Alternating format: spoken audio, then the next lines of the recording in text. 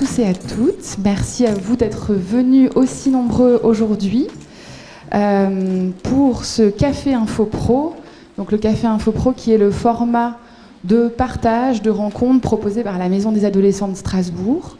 Et où l'idée, c'est autour d'une thématique de donner la parole à des professionnels dont on pense qu'ils ont un éclairage à offrir, qui peut enrichir les pratiques des professionnels du champ de l'adolescence.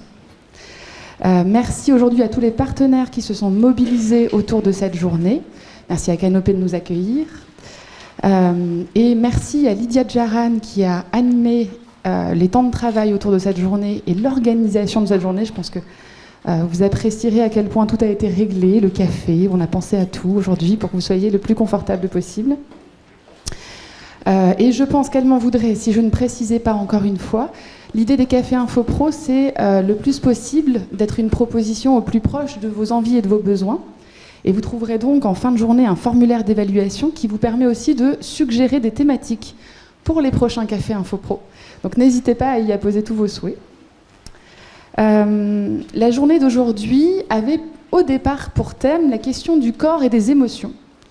À force d'élaboration, de remâchage par un groupe de professionnels, elle est devenue plutôt une journée autour du corps et du risque à l'adolescence, avec l'idée d'offrir différents éclairages sur différents comportements, dynamiques, qui viennent dire quelque chose du rapport des adolescents et des adolescentes à leur corps. Pour débuter et lancer cette journée, nous accueillons Virginie Lecor, docteur en sociologie et spécialiste de l'adolescence, des conduites à risque et de l'homosexualité masculine, qui, forte de plus de 10 ans d'expérience et d'intervention à Strasbourg autour de ces thématiques, nous propose d'explorer aujourd'hui les conduites à risque. Bonjour à tous, bonjour à toutes. Donc, comme on m'a présenté, je suis Virginie Lecor, je suis docteur en sociologie. J'ai réalisé une thèse avec David Le Breton, que vous connaissez sûrement tous ici, autour des questions d'identité masculine en milieu rural alsacien. Avant ça, j'ai fait un mémoire de master sur le black metal et la scarification. Du coup, je suis assez spécialiste des questions, effectivement, d'adolescence à risque. Donc, effectivement, aujourd'hui, on s'est posé la question du corps et de l'adolescence. Et forcément, c'est les conduites à risque qui ont émané de tout ça, étant donné que souvent, justement, à l'adolescence, le corps va être un peu le réceptacle, le lieu où va se situer toute la problématique identitaire de l'adolescence. Donc forcément, on s'est dit que ce lien serait intéressant à étudier, aussi du point de vue du fait qu'on est tous dans nos disciplines respectives, étant donné que vous avez pu voir sur le programme aujourd'hui qu'on est plusieurs spécialistes de différents domaines, on a des approches bien différentes. Donc pour tous ceux qui connaissent David Le Breton, comme dit, je ne vais pas inventer l'eau chaude, c'est quand même lui qui a théorisé la question des conduites à risque à l'adolescence.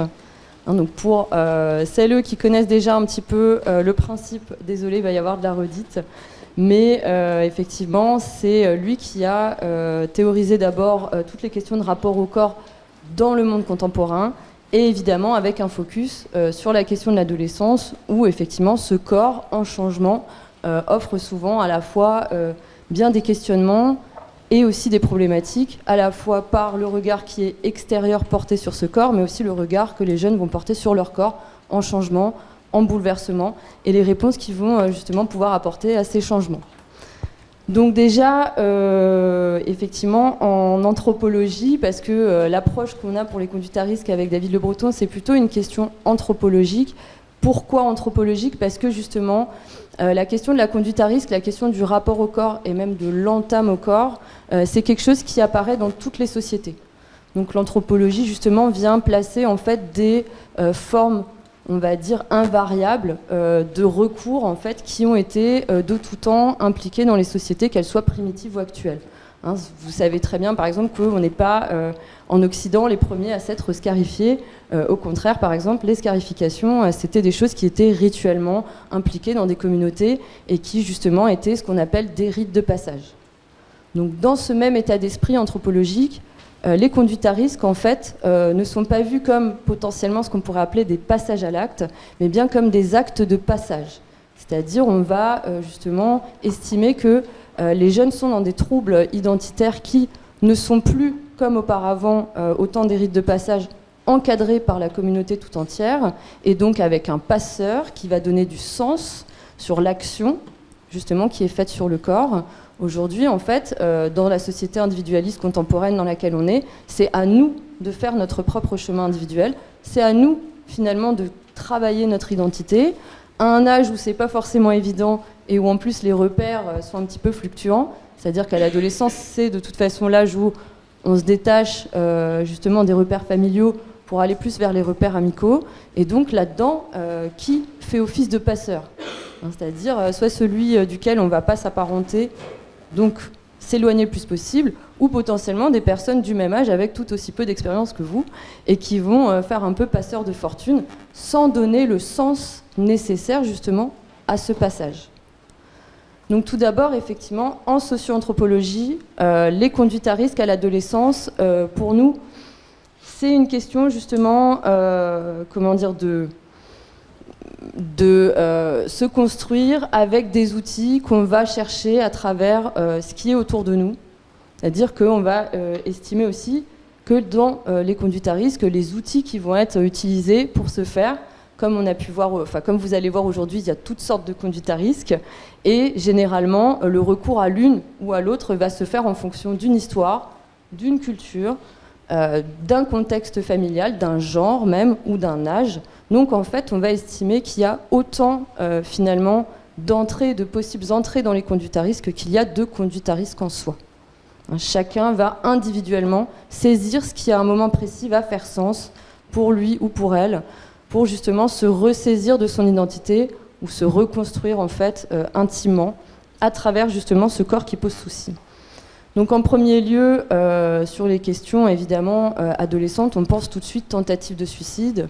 C'est quand même des choses qui reviennent assez souvent dans l'imaginaire collectif par rapport à l'adolescence, cette espèce de mal-être qui va mener à potentiellement l'irréparable. Là encore, en anthropologie, nous, on n'appelle pas ça des tentatives de suicide, mais on appelle ça des tentatives de vivre, étant donné que dans les statistiques, en fait, des réalités du passage à l'acte suicidaire, potentiellement, il y a plus des personnes, finalement, qui loupent parce qu'ils espèrent être trouvés, parce qu'ils vont espérer, finalement, vivre. La tentative de suicide, entre guillemets, que nous, on va appeler tentative de vivre, c'est vraiment cette idée, justement, d'interroger le sens de la vie, en interrogeant potentiellement la mort, avec l'espoir que le sens qui soit donné soit positif, avec l'espoir finalement justement de sortir de ça. Cette considération-là, en anthropologie des conduites à risque, on appelle ça l'ordalie. C'est la première figure de conduite à risque qu'on a étudiée et analysée avec David Le Breton. Donc l'ordalie, je ne sais pas si vous connaissez ce terme, c'est un terme un peu ancien, qui vient justement des croyances chrétiennes. L'ordalie, c'était ce rite qui consistait par exemple à mettre une femme, la noyer dans l'eau, et puis si elle ressort, c'est une sorcière. C'était des rites ordaliques, c'est-à-dire que derrière, on est censé, un esprit ou quelque chose de supérieur est censé donner une réponse sur une interrogation sur la valeur de la vie de quelqu'un.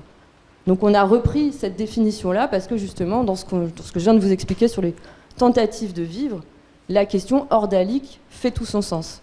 Les jeunes vont se mettre dans un danger finalement en espérant obtenir une réponse presque spirituelle sur le sens et la valeur de leur vie. S'ils en sortent gagnants, généralement, les conduites à risque dites ordaliques, elles n'arrivent qu'une fois. C'est-à-dire, symboliquement, la confrontation à son propre cadavre potentiellement peut faire sortir des conduites à risque. On a obtenu la réponse à sa question. Est-ce que la vie vaut le coup d'être vécue ? J'ai été trouvé, j'ai trouvé un sens, on est venu me donner un sens et on en sort. Donc évidemment, comme je vous l'ai dit dès le début, tout ça c'est des recours qui vont être individuels et où les sens et la manière de faire vont là aussi être individuels. Et donc, si je dois donner des préconisations de toute façon tout du long de cette intervention, c'est s'adapter, comprendre, aller vers l'autre. Jamais oublier qu'on a été adolescent, soit aussi, jamais oublier que n'importe qui à l'adolescence s'est senti mal, on sait tous ce que c'est. Voilà, déjà, première chose. Donc, la première conduite à risque, on va dire qu'on a défini c'est la plus grosse, étant donné que dans l'ordalie, il s'agit de finalement sacrifier le tout pour le tout. On va mettre tout en jeu, donc tout son corps finalement, parce que à l'adolescence, le corps c'est l'outil, c'est l'espèce de d'assise solide de son identité, c'est ce qui reste. Et donc, on va mettre tout son corps en jeu, donc pour justement voir qu'est-ce qu'il vaut. Donc c'est le tout pour le tout. Pour la deuxième conduite à risque en anthropologie, donc je suis exactement le déroulé d'aujourd'hui. Hein. Donc là, on va aller sur les scarifications, du coup, qu'on va étudier tout à l'heure. Les scarifications, là-dedans, sont vues, chez nous, sont définies comme le sacrifice. Si dans l'ordalie, il s'agit de sacrifier le tout pour le tout, dans le sacrifice, on sacrifie une part de soi pour sauver le tout.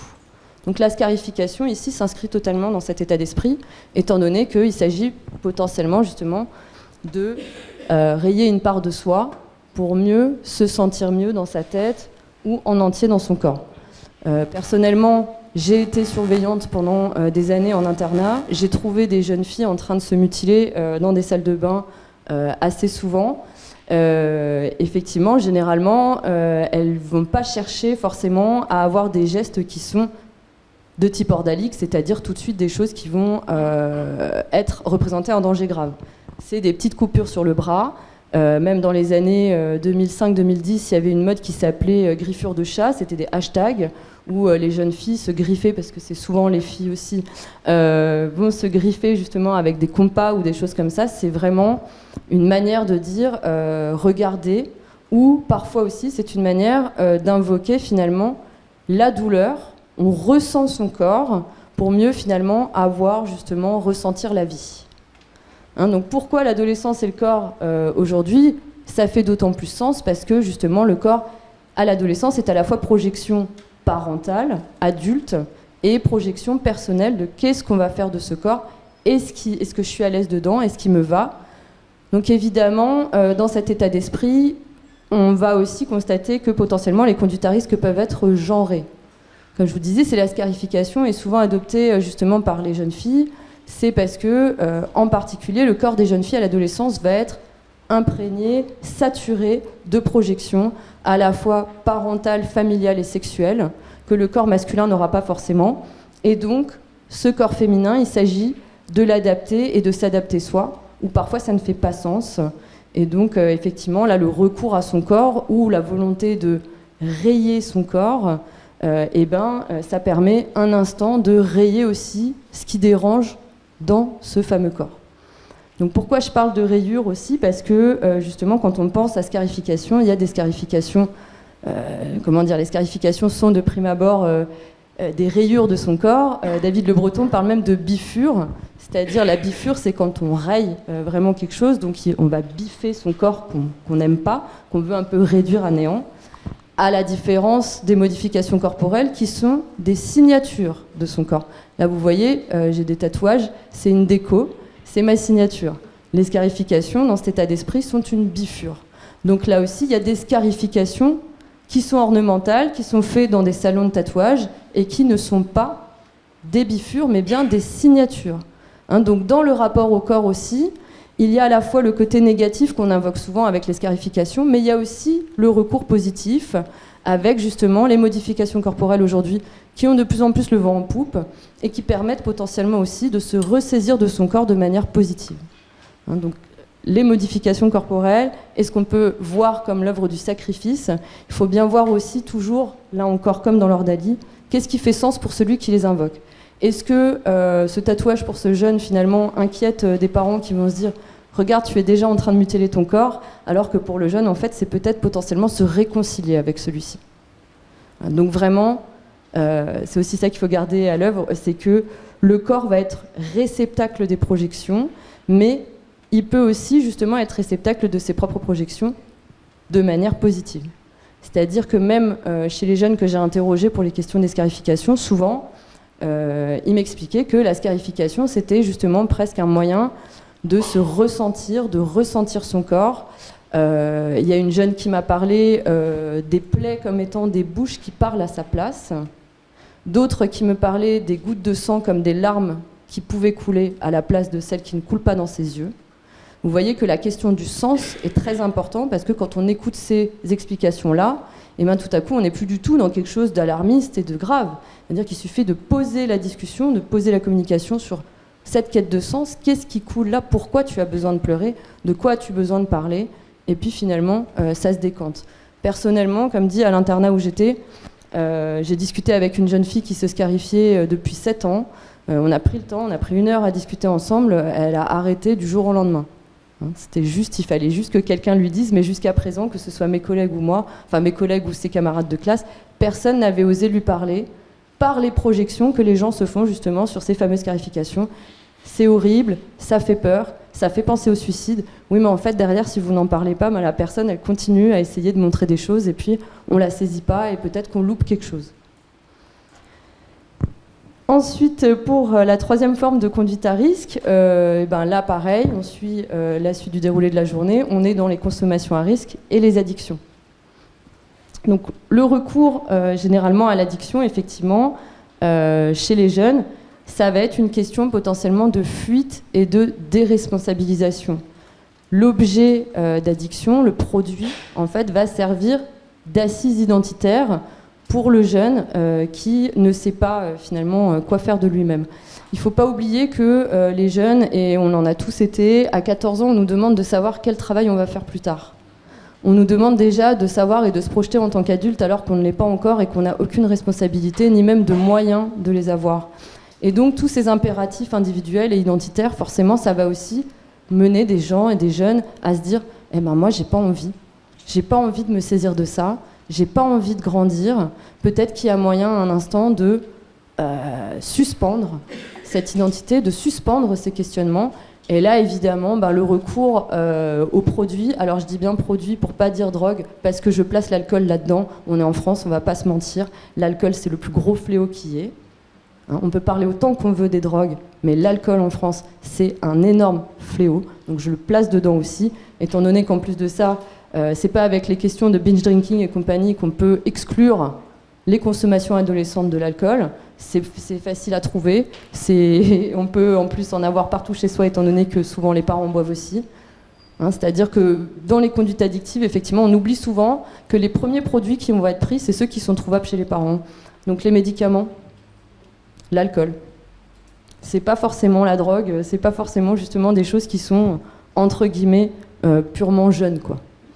Donc là-dedans, effectivement, l'addiction en tant que,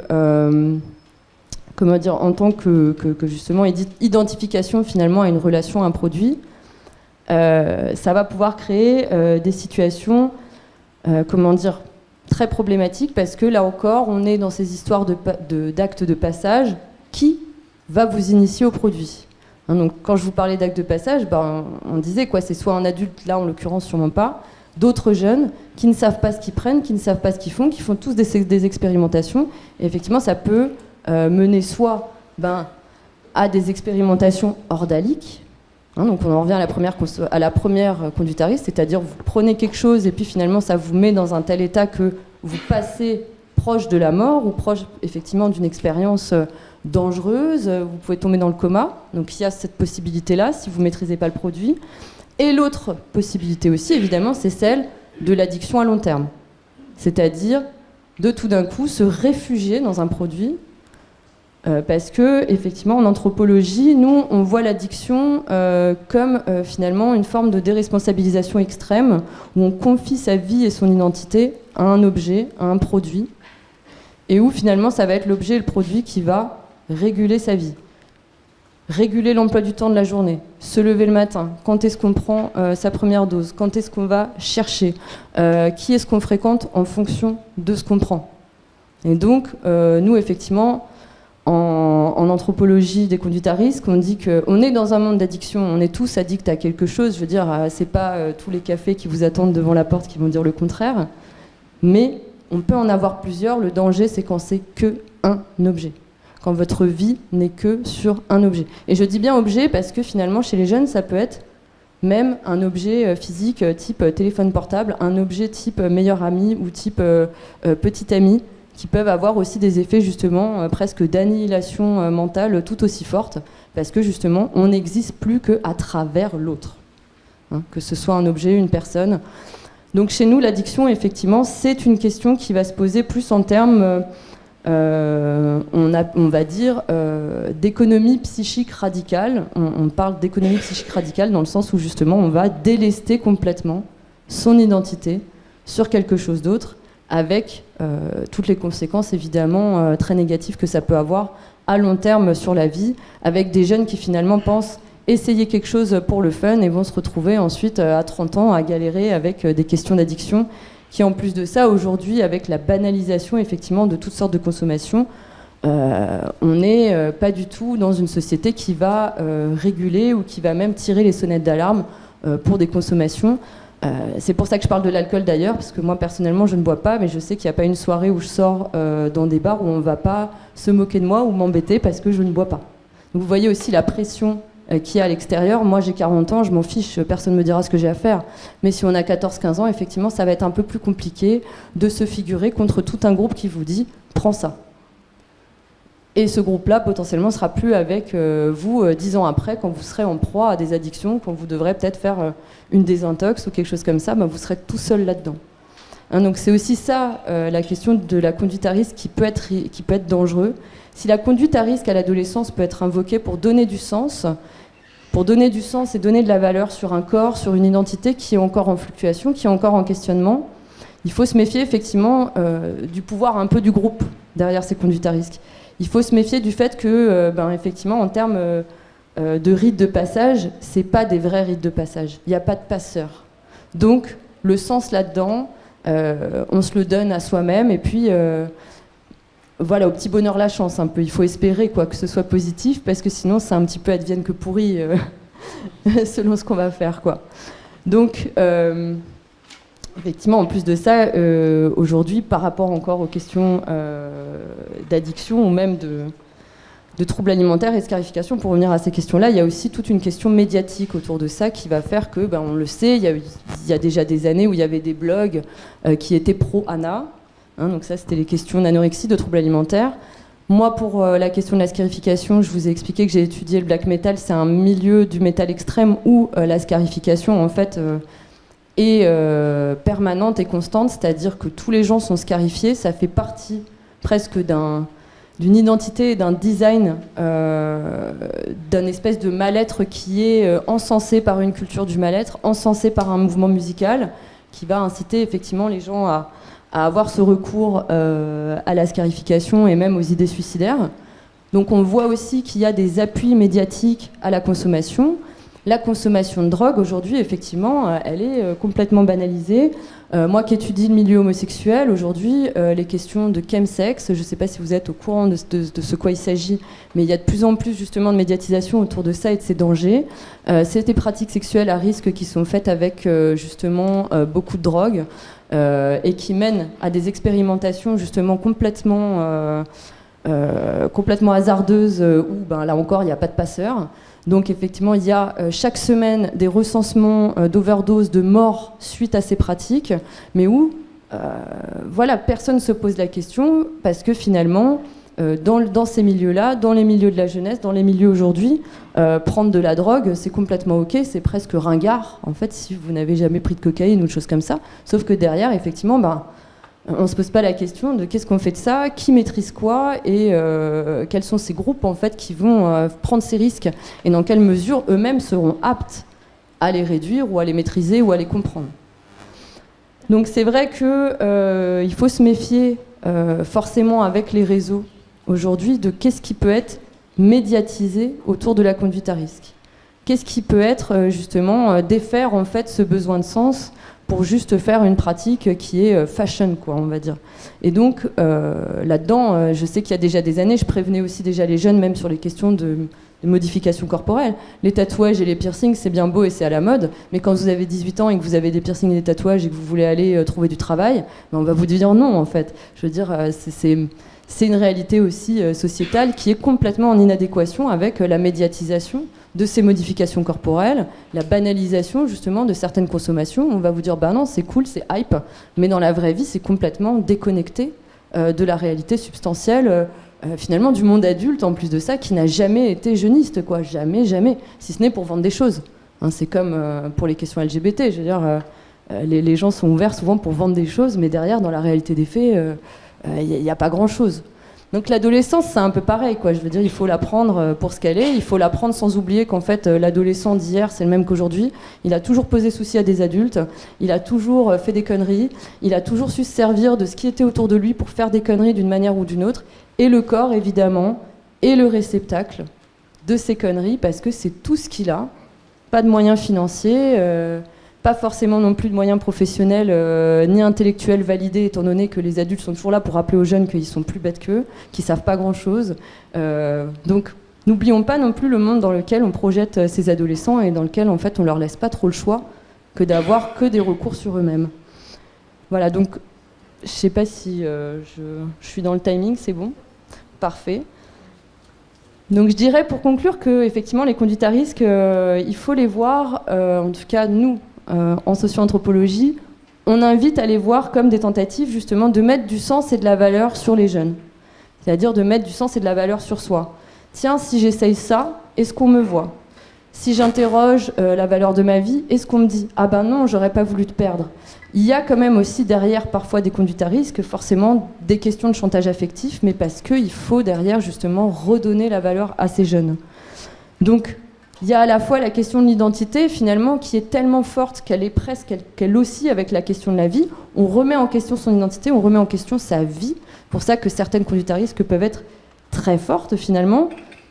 Et donc justement par ce biais on va interroger son corps et parfois jusqu'à interroger la mort, pour connaître en fait justement la valeur de sa vie. Voilà, je suis dans le timing. Un peu en avance, mais ça vous laisse plein de questions, c'est super.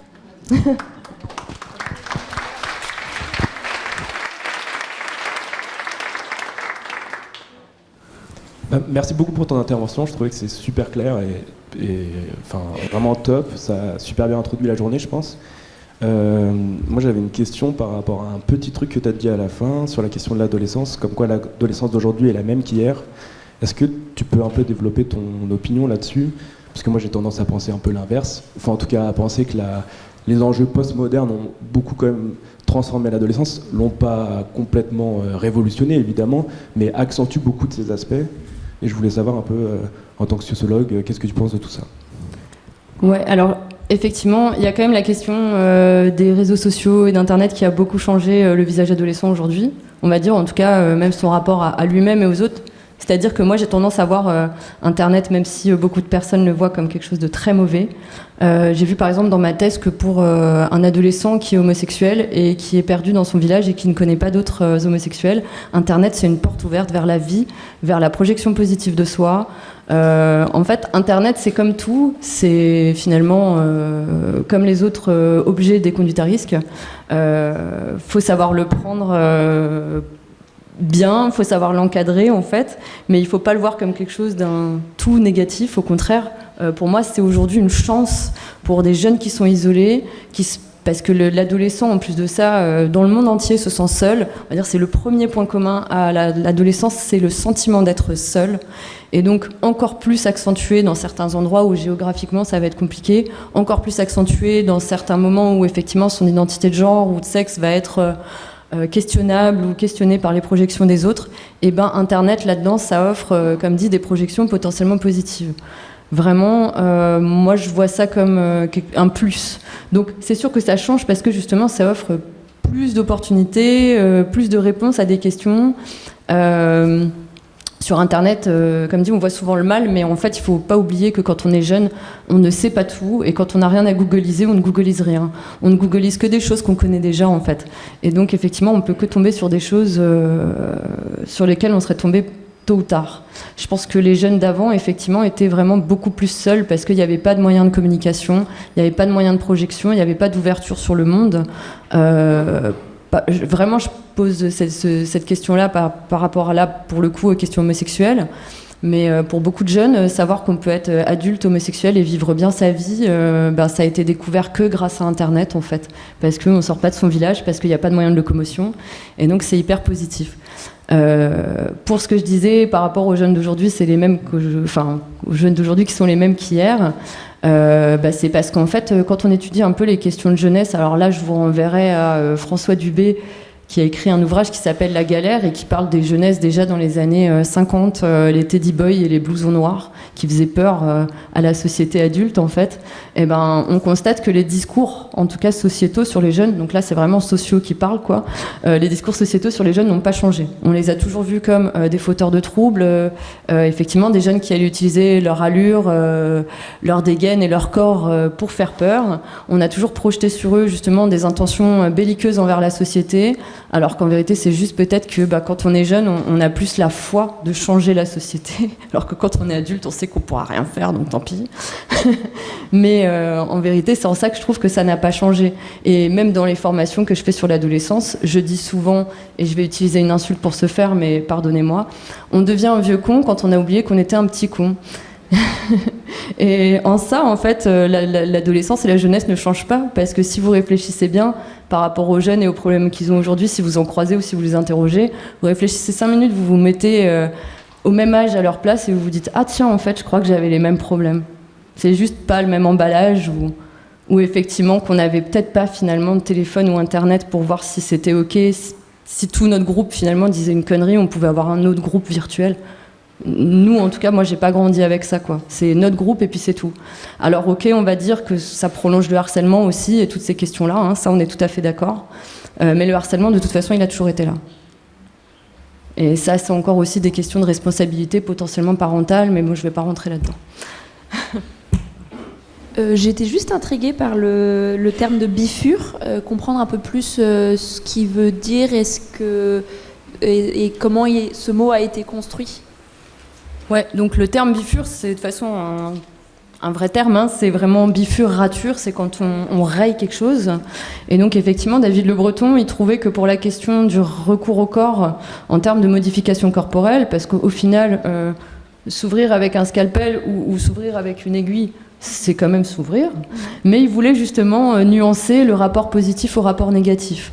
On se biffe le corps pour effacer potentiellement symboliquement une partie de soi ou effacer symboliquement aussi momentanément la souffrance psychologique par une douleur physique, alors que la douleur physique éprouvée par exemple par justement la signature, donc la scarification ornementale ou le tatouage, justement ça va être la signature, vous voyez la représentation symbolique que ça, la signature c'est soi, c'est nous, c'est vraiment quand on signe, personne d'autre peut vous le prendre.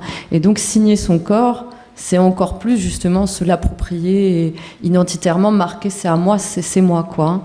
Et souvent justement c'est aussi des recours qui vont avoir lieu dans des espaces où le corps est projeté de manière parentale, où le corps n'appartient pas à l'enfant. C'est-à-dire si le jeune effectivement a l'impression que son corps appartient à ses parents, a l'impression que lui finalement ne peut rien y faire, et il va d'autant plus potentiellement pouvoir aller s'engouffrer là-dedans et dire ah bah non, moi je fais ce que je veux sur mon corps, c'est le mien. Et à l'adolescence évidemment c'est consacré parce que c'est l'âge où on se construit soi quoi, et c'est presque nécessaire d'ailleurs de se séparer un peu de ces projections parentales. Et là aussi les troubles alimentaires viennent s'inscrire parfois dans des sexuations projetées dont le jeune n'a pas envie, les questions anorexiques qui réduisent la poitrine au néant, qui réduisent les règles au néant, peuvent aussi montrer des jeunes filles qui ne veulent pas être sexuées par leurs parents, qui ne veulent pas se projeter en tant qu'adultes, en fait rester enfant à vie.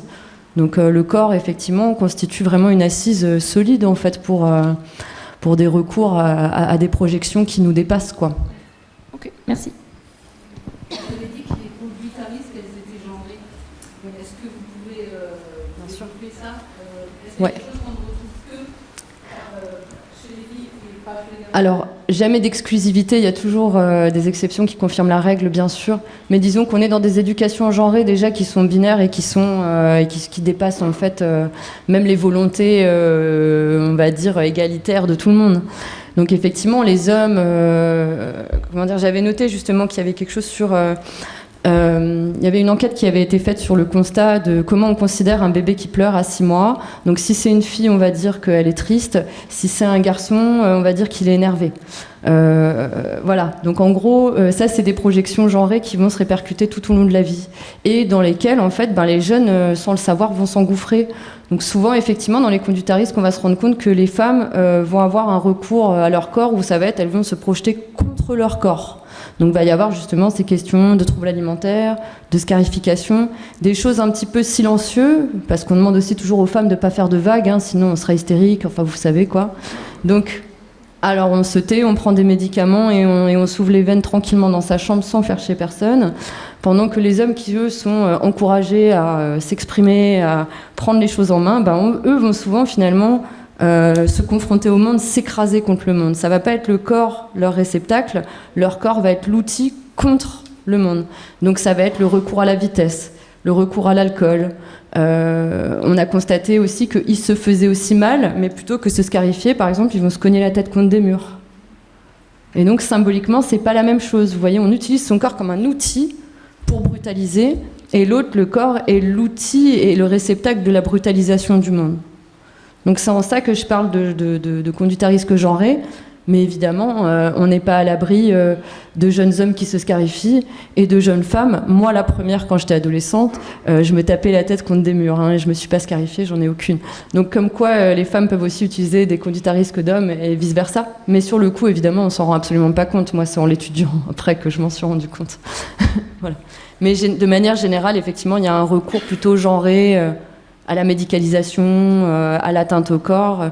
Et puis ça, c'est les statistiques aussi qui montrent que les hommes sont 3/4 plus victimes d'accidents de voiture.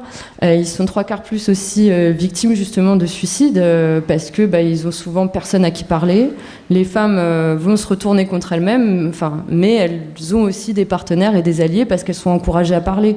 On est peut-être effectivement des femmes qui vont être vues comme pleureuses et chouineuses, mais en attendant, on n'a aucun souci à se confier, alors que la masculinité, elle a beaucoup plus de mal à le faire et se retrouve justement parfois au pied du mur avec aucun interlocuteur et finalement pas d'autre échéance que qu'être tout seul et potentiellement en mourir, quoi. Donc effectivement, quand on constate les chiffres de la masculinité, donc plus en prison, plus mort sur la route, plus de suicides, on se rend compte qu'en plus de ça, l'éducation genrée, le patriarcat ne fait pas non plus de gagnants chez les hommes.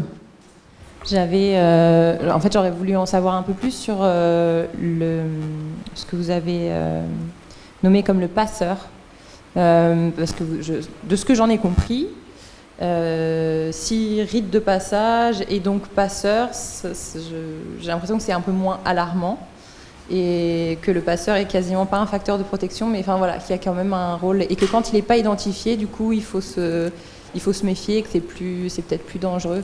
Je voulais en savoir un petit peu plus sur cette notion-là. Oui, en fait, le fait est que de nos jours, dans ce que j'ai décrit par rapport à l'adolescence, il n'y a jamais de passeur. Il n'y en a jamais. Le passeur, en fait, c'est une personne symbolique qui est là dans les rites de passage. Les rites de passage, c'est des choses qui existaient anthropologiquement, mais qui aujourd'hui, dans les sociétés actuelles, n'existent plus du tout. Aujourd'hui, on dit que c'est des braconnages de rites. C'est-à-dire, on va essayer d'en faire, mais justement, il n'y a pas ce passeur, c'est-à-dire une personne qui est intégrée à la communauté, mais quand même séparée du groupe adulte référent, qui va pouvoir dire, toi, t'es passé par ça, ça veut dire ça. C'est lui qui met le sens sur l'action, c'est souvent d'ailleurs lui qui définit l'action. Quand je dis justement qu'il n'y a pas de passeur et qu'il faut se méfier, c'est parce que souvent, en fait, dans les groupes de jeunes, il y en a un qui a du charisme, quoi, et qui va imposer tout aux autres, quoi. Je veux dire, et ça, c'est Hannah Arendt qui en parle de la tyrannie du groupe de pairs. C'est-à-dire que justement, sous la force du groupe, il suffit qu'il y en ait un qui a un peu plus, ou une, qui a un peu plus la grande gueule que les autres, et puis tous les autres vont suivre pour le meilleur et pour le pire. Et donc c'est en ça que je dis justement, il n'y a pas de passeur aujourd'hui dans le sens faut se méfier. C'est-à-dire que c'est là qu'en tant qu'adulte référent, éducateur, psy, pionne, même moi comme je l'ai été, on peut venir et poser du sens. On peut dire tiens, qu'est-ce que tu fais là ? C'est notre rôle finalement de se réapproprier le truc de passeur. Pourquoi est-ce qu'on peut être passeur ? Parce que justement, on est déjà passé par là. On connaît ces étapes. On sait ce que ça veut dire et on peut en parler. C'est ce que je disais, il faut juste pas oublier où est-ce qu'on était, quoi. C'est-à-dire, faut pas oublier qui on a été à 13, 14, 15 ans. On est tous passés par des trucs comme ça. Et si on a quelqu'un en face qui a le même âge, on peut lui dire en fait, tu sais, moi j'ai vécu ça et tu verras, ça passe. Juste dire même à un jeune, justement, tu vois, là, t'as cette pression-là ou t'as cette responsabilité, mais ça passera, c'est pas grave. Parce que même nous, on le sait qu'à 14, 15 ans, on se fait une montagne de choses, on pourrait pleurer juste pour une question d'orientation, alors qu'en fait, des années plus tard, on se dit, mais en fait, ça servait à rien. En fait, c'est pas ça que j'ai fait dans ma vie plus tard. Vous pensez bien que j'ai pas choisi sociologue en 3e. Je savais même pas que ça existait vraiment. Donc, et pourtant, en 3e, il y a cette pression, quoi. Donc c'est ce que je dis, c'est que nous, en fait, après, comme on est revenu de ça, on peut s'improviser passeur parce qu'on sait ce que c'est. Et c'est en ça que, justement, ce rôle-là, il faut savoir le prendre, quoi. Moi, c'est ce que je vous dis, cette jeune fille que je voyais dans les toilettes en train de se scarifier, ma collègue m'en avait parlé, mais elle avait trop peur, elle m'a dit « Ah, ça me dégoûte, je suis partie ». Mais en attendant, la jeune fille, elle continue, quoi. Et puis, qui c'est qui la sort de ça, en fait ? Et à un moment, il faut aussi savoir dépasser ça, justement, prendre son rôle de passeur, c'est-à-dire se dire, ça, c'est mes projections personnelles. Moi, je suis adulte à un moment. Hein, ça va. On n'est plus mineur, on n'a pas besoin, on ne va pas appeler nos parents si on a un problème. On a des moyens financiers. Il ne faut pas oublier, comme dit, qu'être adolescent, c'est un peu une période vraiment pourrie, quoi. On n'a pas vraiment les moyens en plus d'être bien, donc on fait comme on peut avec les moyens qu'on a. Donc si derrière on a un adulte qui vient nous dire bon, je sais c'est chiant, tu verras dans 2 ans ça ira mieux, ça fait du bien. Tout à l'heure vous avez abordé la question des conduites à risque qui sont genrées, vous avez parlé de l'anorexie. Est-ce que vous pourriez nous parler un peu plus de la bigorexie qui là j'ai l'impression, en tout cas, prendre de plus en plus de place aussi chez les jeunes et qui, pour le coup, alors c'est une question, est-ce qu'elle toucherait plus les garçons et quelle serait, enfin, en quoi enfin, est-ce que vous pouvez plus nous en parler de ça Vous pouvez juste me redire, vous m'avez dit là la bigorexie. C'est le fait que les garçons, enfin les jeunes vont, enfin c'est la recherche d'un corps très musclé finalement. D'accord, ouais. Oui, bah ça je l'ai. En fait, c'est vrai que quand on parle du recours au corps de manière genrée, moi dans ma thèse, par exemple, tous les jeunes que j'ai interrogés, donc gays, sont tous passés par la prise de poids à l'adolescence. Ils ont tous pris du poids pour se forger une espèce de virilité d'apparence. Parce que justement, ce dont on ne se doute pas, c'est que le corps masculin, il est aussi finalement sous le joug de l'inspection des corps, quoi. On parle souvent du corps féminin, alors c'est clair, le corps féminin, nous en anthropo du corps, on va dire que pour la femme paraître, c'est comparaître, on est en comparution immédiate en permanence dès qu'on met en avant son corps. Mais le corps masculin, lui aussi, a des impératifs, et son impératif principal, c'est de ne pas ressembler au corps d'une femme. Et donc dans cet impératif-là, la maigreur, la chétivité, qui ne connaît pas d'équivalent au féminin comme terme, du coup est très très mal vue. Et donc chez les jeunes hommes, le fait d'être trop maigre, on va pouvoir soupçonner l'homosexualité, la féminité, hein. Donc tout ça, c'est au-delà de la misogynie, c'est ce qu'on appelle l'efféminophobie. C'est la peur du féminin en l'autre. Ça marche pour les femmes comme pour les mecs, en fait. On a tous ça en nous parce que ça fait partie constitutivement de notre éducation, malheureusement. Et donc, effectivement, le recours au poids, pour par exemple les jeunes dans les villages, c'est un peu le truc de base parce que y a ce truc de bien manger. Et puis, en plus de ça, du coup, quand on devient gros, on peut être mauvais en sport. Ça constitue une excuse d'office. Et on peut être célibataire. Là aussi, on se dit c'est normal. Et puis, effectivement, le poids chez un homme passe pour quelque chose de cool, de la bonhomie, on dirait qu'il est balèze même, la question même du muscle se confond avec la question de la graisse. Et alors aujourd'hui, effectivement, avec vraiment presque cet impératif de virilité qui est là aussi hyper médiatisé, hein, parce que la virilité chez les jeunes, ça sort pas, on est d'accord, ça sort pas de nulle part. Je vous parlais avant des médias qui mettaient en avant, tiens, faites ci, faites ça. Là aujourd'hui, on a des médias effectivement qui mettent en avant une peur panique chez des petits garçons de potentiellement être féminin, de potentiellement du coup être féminin. Ça voudrait dire que du coup on va les sexualiser contre leur gré. Vous pouvez faire des liens complètement stupides entre tout ça, ensuite que du coup si vous avez un corps féminin en tant qu'homme, vous allez être homosexuel, et l'homosexualité est liée dans la tête des gens aussi parfois à la pédophilie, donc bref, tous les raccourcis sont possibles. Donc pour ces jeunes hommes qui vivent dans une crainte pas possible, à la fois d'être célibataires et de pas être assez mal, le côté du recours aux muscles, effectivement, va être complètement surinvoqué. C'était quelque chose qui était déjà à la mode dans les années 90 et qui revient aujourd'hui. Y a de toute façon toujours cette injonction de prendre en main son corps, mais là, il s'agit aujourd'hui plus juste de prendre en main son corps, mais de prendre en main son corps pour affirmer son genre. Et donc, effectivement, le poids, le muscle va être là pour affirmer une masculinité. Moi-même, dans ma thèse, j'ai parlé d'une cuirasse de virilité, parce qu'en plus de ça, le poids, chez les préados masculins, généralement, envoie énormément d'hormones féminines, donc produisent tout le contraire de ce qui est demandé. Des hommes, du coup, des jeunes hommes qui vont avoir du poids vont être souvent imberbes, vont avoir une petite poitrine, vont avoir aussi des problématiques liées à la croissance pénienne. Donc en se créant une virilité d'artefact, en fait, ils annulent complètement les vrais symboles de virilité. Et pour le muscle, c'est exactement pareil, parce qu'on sait aussi que le recours à la créatine et ce genre de produits réduit finalement, fait une apparence virile, mais derrière réduit complètement les possibilités viriles sexuelles, quoi. Donc là, on est effectivement dans quelque chose de médiatique, avec les influenceurs masculinistes, avec justement ces questions de masculinité qu'il faut à tout prix sauver, et avec du coup un corps, quoi, qui est là pour asseoir une masculinité qui semble toujours plus menacée par des femmes, rappelons, qui mettent juste pas de soutien-gorge et ne s'épilent pas sous les bras.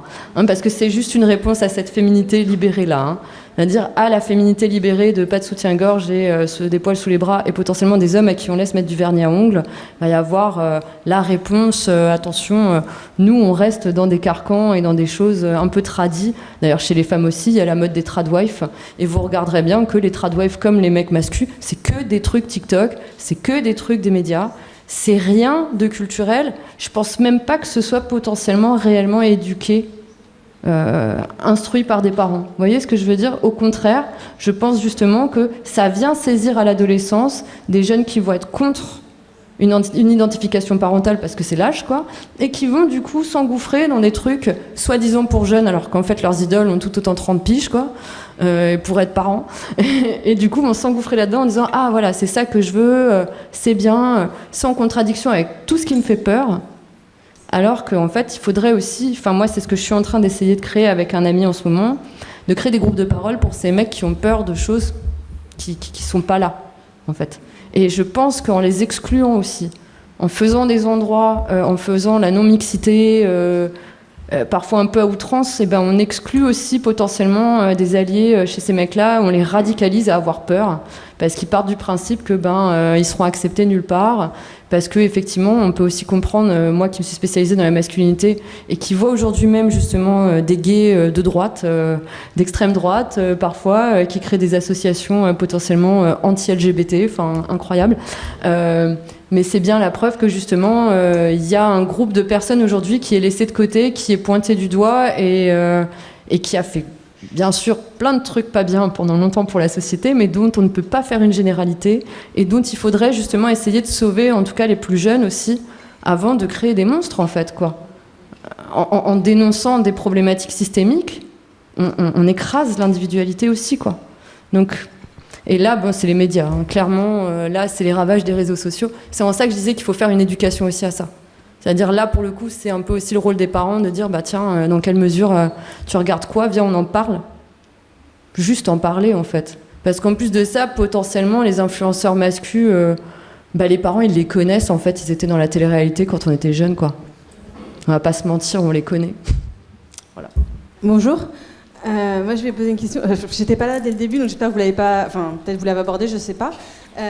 Par rapport à la Covid-19, est-ce que par exemple depuis, il y a des nouvelles problématiques chez les jeunes ? Vous, en tant que sociologue, qu'est-ce que vous en pensez ?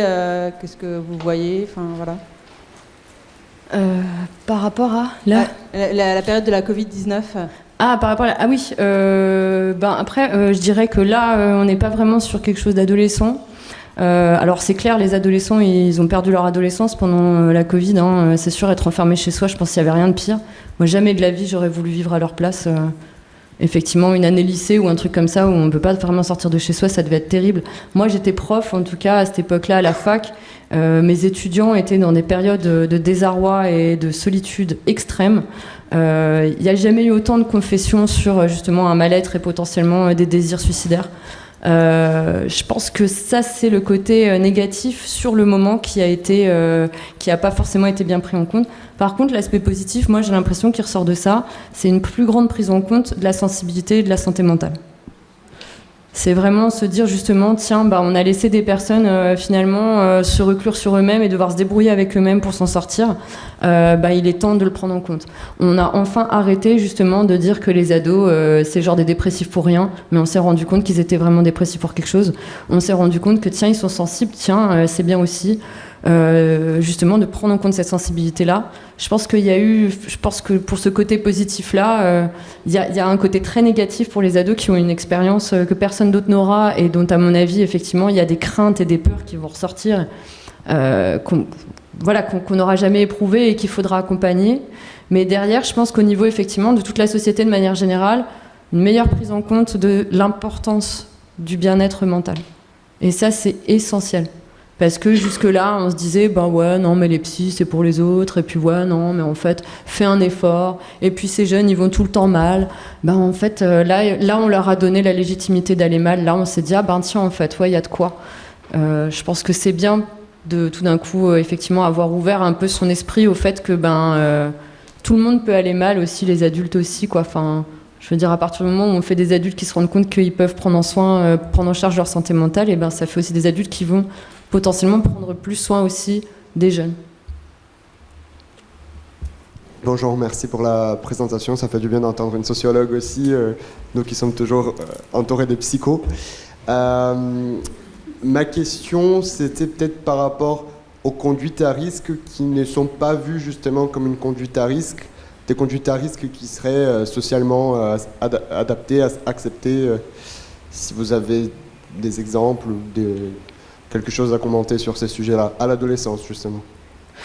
Je vais vous donner un exemple par rapport à ça. Quand j'étais surveillante en internat il y a plus de 10 ans, à l'époque j'étais une des seules, parce que maintenant c'est très à la mode, à avoir un piercing là, un septum. Et puis je surveillais donc des lycéennes. J'étais au Corbusier à Ilkirch. Et puis les lycéennes, en fait, elles sont venues me voir un soir, certaines filles, pour me dire on aime trop ton piercing, est-ce que tu pourrais nous le faire ? Donc moi j'étais là, comment ça ? Genre en fait elle m'explique qu'il y en a une qui a une mère qui a des aiguilles parce qu'elle est infirmière et puis qu'elles ont des bijoux et tout et qu'elles se font des piercings le soir dans leur chambre en fait, qu'elles me l'ont jamais dit évidemment, mais que là comme elles veulent le même que moi, elles me demandent si moi je peux leur faire. Donc là on est dans effectivement une conduite à risque parce que c'est un risque de fou de faire un piercing dans un internat sans truc de soins et d'hygiène, mais complètement accepté. Et en plus moi-même qu'est-ce que je pouvais leur dire ? Je l'ai, ce piercing-là. Vous voyez ce que je veux dire ? Et puis toutes, elles faisaient ça, quoi. Donc tout d'un coup, j'apprends qu'elles se sont fait le nez, là, à l'intérieur, enfin bref, des trucs de fou. Et qu'est-ce que j'ai fait, du coup ? J'ai pas refusé. J'ai dit, ouais, ok, on se retrouve tout à l'heure pour le faire. Et j'ai fait le passeur. C'est-à-dire que je suis venue, et puis j'ai commencé à leur expliquer... quand j'étais jeune, et mes copines qui se faisaient des piercings elles-mêmes et qui, quand elles souriaient, c'était tordu. Et celles qui avaient eu des infections. Et je leur ai expliqué que quand moi j'ai fait celui au nez, en fait, mon perceur, déjà, j'avais pris rendez-vous parce qu'il fallait d'abord le mettre dans un caisson de stérilisation, qu'ensuite il a trituré mon nez pendant plus d'une demi-heure pour voir si on pouvait me percer sans me péter l'intérieur du nez, le cartilage et tout. Et donc il a vraiment pris le temps, machin, donc je leur raconte tout ça. Puis je leur dis, ouais, parce qu'apparemment, tu peux bien te péter le truc, enfin je les dégoûte, quoi. Hein. Puis je vois la gamine, elle baisse la tête comme ça, puis moi je continue et je dis tous les désarrois, les trucs les plus pourris que j'ai pu voir. Et à la fin, je lui dis, et alors, donc t'es prête, là, on le fait ? Puis elle était plus prête du tout, hein. Et puis je leur ai dit, allez chez des perceurs, en fait. Parce qu'en plus, c'était des mineurs, hein. Moi, évidemment, je prenais un risque à le faire, hein. Mais j'ai bluffé, quoi. J'ai bluffé, ouais, on y va, bien sûr. Et ensuite, je leur montre que moi, j'ai une expérience de ça, en fait. C'est bien, vous avez réussi vos 3 piercings, là. Mais moi, j'en ai vu 20 des personnes qui se les ont fait n'importe comment et qui ont mal fini. Alors, t'as toujours envie ? Elle avait plus envie. Et je lui ai filé le nom de mon perceur, et comme elle était mineure, de toute façon, elle a dû attendre 2 ans pour se le faire.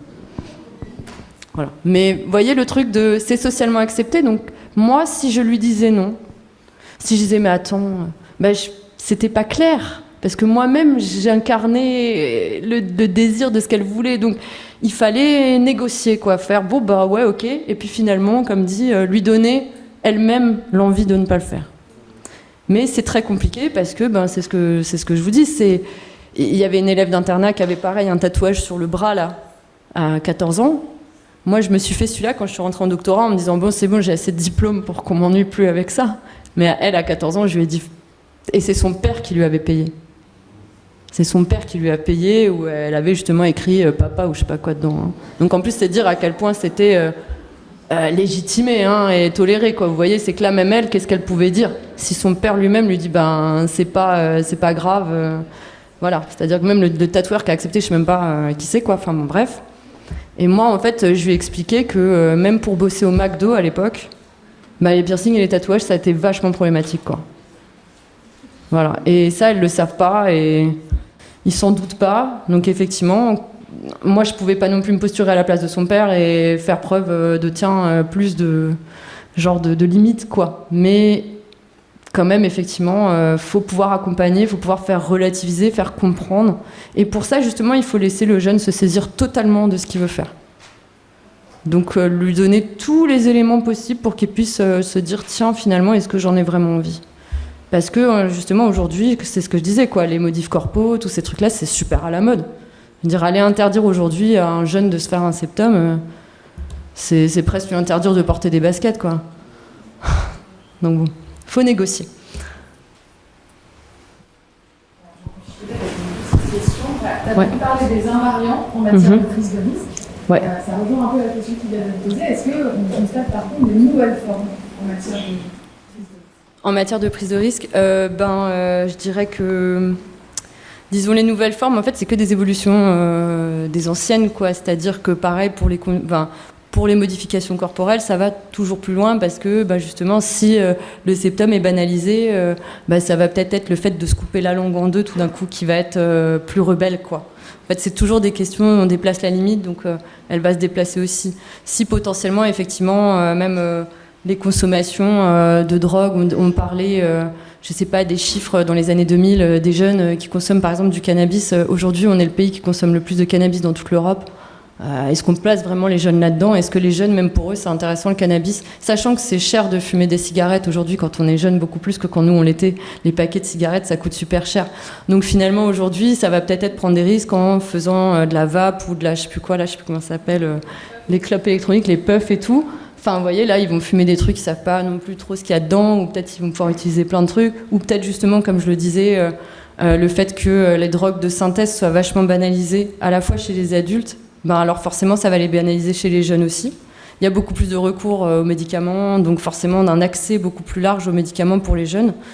Mais en fait, comme toujours, c'est des déplacements de limites, quoi. Si on a accès à quelque chose, comment on fait pour faire plus ? Donc, alors après, c'est pas dit que ce soit grave parce que c'est toujours la même chose qui est cherchée derrière, c'est un sens. Après, si les personnes en trouvent trouvent le sens après la conduite à risque, c'est bon, quoi. C'est pour ça que je disais justement l'invariant, c'est ça. L'invariant, c'est ce recours au corps avec différents moyens qui permet de trouver un sens et une valeur, quoi. Tant qu'à la fin, le sens et la valeur est trouvé et qu'on ne s'est pas perdu dans cette quête, parce que c'est ça, un peu à corps perdu, on peut perdre son corps.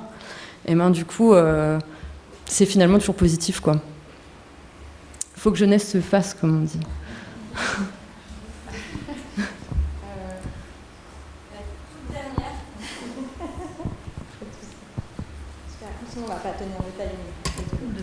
Alors, c'est au sujet des prises de risque. On a beaucoup parlé des comportements, donc comme vous avez dit, l'objet et scarification, le corps.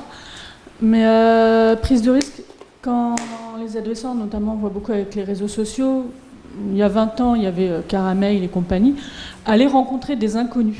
Est-ce que ça rentre aussi dans ces prises de risque d'adolescents, de jeunes adultes, ou aller vers un inconnu et prendre le risque que ça finisse très mal, en fait, est-ce que vous le classeriez dans le même, même si c'est pas le corps, en fait, en soi, à proprement parler ? Alors, en soi, dans une rencontre avec un inconnu, on met son corps en danger, au final, donc ça rentre dedans, mais la question de l'inconnu, elle est de tout temps. C'est-à-dire que moi, quand j'ai grandi, il n'y avait pas Internet, mais il y avait du trou, quoi. Donc on m'a appris, quand j'étais petite, justement, à me dire, attention, ne parle pas aux inconnus. Voilà, et effectivement, il y avait Caramel. Moi-même, j'avais 15 ans quand il y avait Caramel, et on rencontrait des inconnus par Caramel. Et c'était encore plus dangereux parce qu'il n'y avait pas de photo de profil, il n'y avait aucune truc d'identité. Enfin. Mais avoir conscience, en fait, comme on nous dit, va pas parler aux inconnus, mais on y allait quand même. Car un mail, on se donnait des rendez-vous en ville avec quelqu'un qu'on n'a jamais vu. C'est ça, exactement. Ouais, mais enfin, je sais pas pour vous, mais moi je sais que du coup, je donnais rendez-vous et puis en fait on était loin avec une copine et puis on regardait la tête de la personne. Si elle nous semblait dangereuse, on n'allait pas la voir, et si elle nous semblait potentiellement capable d'être pigeonnée, on allait la pigeonner. Voilà, c'est-à-dire on prenait les gens un peu pour des idiots. C'est-à-dire que nous, quand j'étais jeune, moi j'ai été très vite éduquée sur la question justement de la pédophilie. Donc quand j'étais jeune, à 14-15 ans, avec une copine, quand on donnait rendez-vous à des mecs et qu'on voyait que c'était des mecs de plus de 30 ans qui venaient, on savait que c'était des pédophiles. Hein. On se leurrait pas. Hein. Donc si on pouvait leur extorquer de l'argent, on le faisait. Mais ça, c'est une question d'éducation. Là-dessus, je remercie ma mère de m'avoir dit personne ne fait rien avec ton corps, et fais attention et méfie-toi des inconnus, machin, parce que du coup, inconnus sur Internet ou inconnus... c'est-à-dire que même quand on se baladant dans un village, il y a des inconnus qui peuvent venir et nous parler, et peuvent être dangereux et vous emmener en voiture. Je dirais que l'avantage avec Internet, c'est que finalement, même en étant inconnu, on peut essayer de retracer des adresses IP, des noms, des liens, des sites. Un inconnu dans une voiture, c'est un inconnu dans une voiture. Je veux dire, dans les années 90, je pense qu'il y avait tout autant de risques, si ce n'est plus. Parce qu'en plus de ça, en tant que gamin, vous vous baladiez, vous n'aviez pas de téléphone portable pour pouvoir faire un numéro d'urgence vite fait si vous arrivait quelque chose, quoi. Il y avait des cabines téléphoniques. Donc bon, vous voyez, en fait, c'est en ça que je relativise justement ces questions d'Internet, c'est qu'en fait, on a toujours eu des risques, et encore plus, même, je dirais, avant, où où il y avait beaucoup moins de sensibilisation sur ces questions-là. J'ai l'impression qu'aujourd'hui, effectivement, en plus de ça, dans tous les cas, avec les réseaux sociaux, même si les parents ne vont pas faire le boulot de la sensibilisation, vous aurez des sites et des trucs qui vont vous dire attention, il y a ça, attention, méfiez-vous de ci, ça. Donc, la rencontre avec des inconnus, je dirais, ne parle pas à des inconnus, je pense que c'est des phrases qu'on dit à nos enfants depuis les années 20, quoi. Et je parle de 1900, hein. Donc là, on va s'arrêter là. Un tout grand merci à Dr Lecor pour cette intervention. Un tout grand merci à vos questions. Merci à tous.